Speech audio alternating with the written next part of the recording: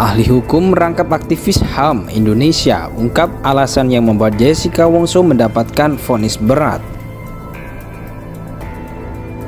Kemudian baru dikasih ke jaksa, dan jaksanya waktu itu bolak-balik kayak ingus begitu. Saya pikir bolak-balik diuji gitu loh, bahwa itu prosedurnya telah dilakukan dengan benar.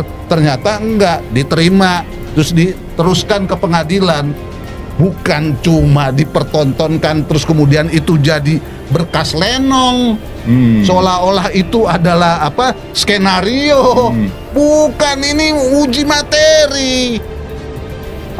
Bertobatlah supaya selamat, sehat. Ya, dia hanya manusia, bisa salah, bisa keliru. Harus bertanggung jawab terhadap seluruh tindakannya. Adalah Anda yang memang versi Anda dan Anda telah setujui ini ya? Pada saat itu saya setuju. Memang akan ada berubah pada saat ini? Pada saat itu saya sangat tertekan, kondisinya berbeda. Kalau saya ditanya apakah saya benar-benar ingat letak jelas itu di mana, saya tidak bisa bilang. Kalau memang Anda tertekan, kenapa ada dua versi? Anda kan bisa ikutan versi penyidik aja, nggak pernah versi Anda, nggak usah pakai versi Anda. Kok Anda bilang tertekan tapi malah Anda bersikeras dengan versi Anda? Kalau tertekan kan artinya mengikuti siapa yang keinginan si penekan. Loh, Anda sekarang berbeda kok. Begitu ya Pak. Oh, kalau saya bukan begitu. Oh, kalau Anda seperti apa jadinya? Kalau saya ditekan untuk mengakui kalau kamu ini berbuat sesuatu yang salah, tapi saya tidak berbuat hal itu, mana mungkin saya mengikuti dia. Tapi Anda menandatangani, didampingi oleh pengacara pada saat itu. Seingat saya, versi Iya, orang lain. pada saat Anda dengan versi Anda sudah didampingi oleh pengacara Anda. Betul. Sudah, Anda juga sudah menandatangani berita acara itu, sudah ya. Dan di berita acara itu juga dikatakan bahwa ini memang tidak ada tekanan dan lain sebagainya. Itu keterangan saya. Iya, itu keterangan Anda memang benar ya. Baik. Intinya dari semalam kami sudah firm. Kami firm sekali bahwa racun ya cyanida itu ada di dalam kopi dari semalam. Ada di dalam kopi. Nah, jumlahnya sekitar kurang lebihnya 3 gram. Olah TKP ini telah dilakukan secara etik, secara benar nggak? Terutama juga karena ini polisi ngomongnya, wah sekarang ini kita harus pakai sains, ya kan? Wah, sains kalau digunakan hanya untuk membenar-benarkan dan menutup-nutupi, efeknya ya kayak begini, jadi peradilan sesat. Ya, kalau kamu mau pakai sains dari awal, ya mayatnya diotopsi. Gitu loh. Ya, kalau mau mendapatkan kebenaran dan kepastian hukum. Ini semua tidak dilakukan. Pertanyaannya, siapa yang melakukan kontrol terhadap berkas-berkas ini? Telah dilakukan secara benar, baik dari segi keilmuan maupun dari segi metodologi dan dari segi prosedur. Kalau ini tidak ada yang kontrol, maka inilah yang disalahgunakan.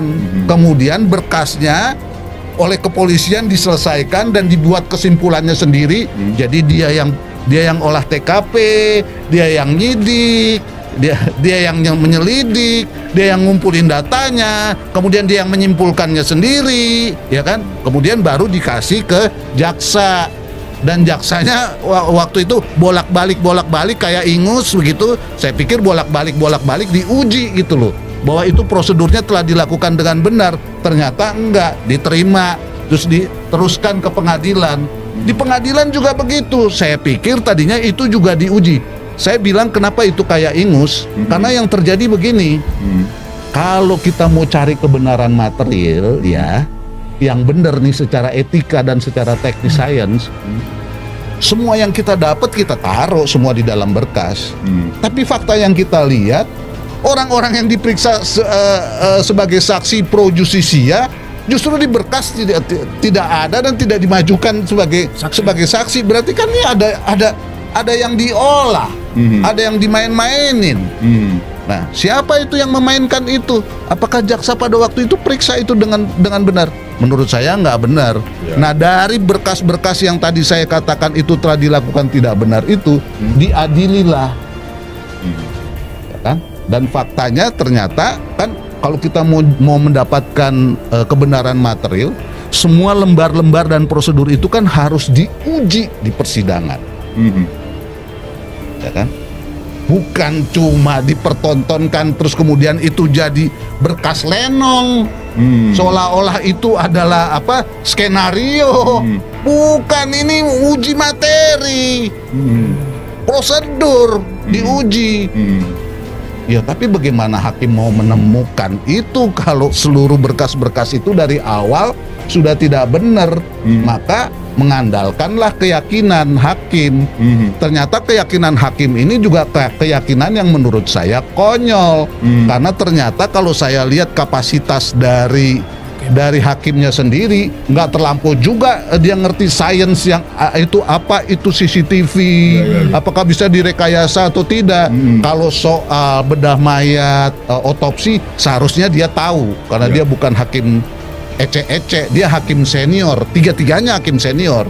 Saya kira seharusnya tahu, tapi kan main pencak silat semuanya, ya kan? Dan artinya ini bisa membangun opini atau keyakinan publik bahwa apa yang terjadi dalam kasus Jessica ini sebenarnya fenomena puncak gunung es.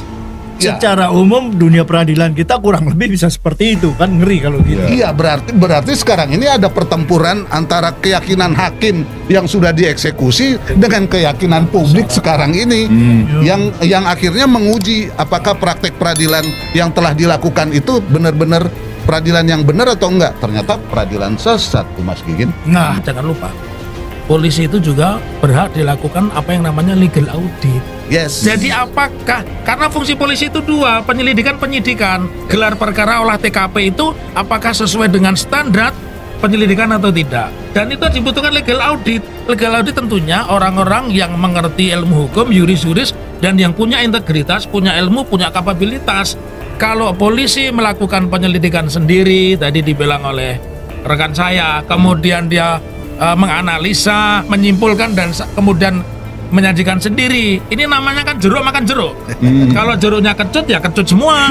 Kalau jeruknya manis, manis semua. Kebetulan jeruknya pahit, pahit semua. Lalu tadi juga saya ingin sampaikan, saya mengkoreksi dari awal. Saat ini menjadi hakim itu begitu mudah. Hanya melakukan pendidikan 2 tahun, orang sudah boleh menangani perkara. Nah, sementara kalau kita lihat ya di Amerika, di Eropa, jadi jaksa dulu, jadi advokat, baru dia jadi hakim. Jadi terlalu mudah orang memegang palu. Sering diumpamakan hakim ini adalah wakil Tuhan.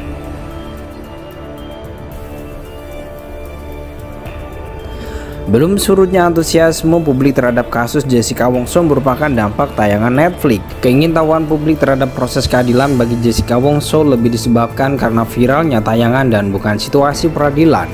Dari tayangan tersebut, publik kemudian menyimpulkan bahwa vonis terhadap Jessica Wongso lahir dari sebuah proses peradilan yang sesat. Penilaian tersebut merupakan pernyataan yang disampaikan Johnson Panjaitan saat berbincang dalam siniar bersama jurnalis senior Gigin Praginanto. Praktik vonis terhadap Jessica yang sudah dieksekusi ternyata adalah peradilan sesat karena diadili berdasarkan berkas-berkas yang juga sesat, tegas Johnson. Timbulnya kesesatan hukum menurut Johnson bukan saja terjadi dalam kasus kopi cyanida yang melibatkan Jessica Wongso. Kesesatan hukum merupakan fakta realitas yang terjadi dalam banyak aspek hidup, mulai dari korupsi politik sampai dengan korupsi judisial. Terkait dengan kasus kopi cyanida, Johnson menilai sejak awal terjadinya peristiwa sudah mengalami sejumlah kesesatan hukum. Tidak adanya berkas visum terhadap jenazah Wayan Mirna, olah TKP serta penggunaan sains dalam perkara juga masih perlu dipertanyakan fungsi sebenarnya.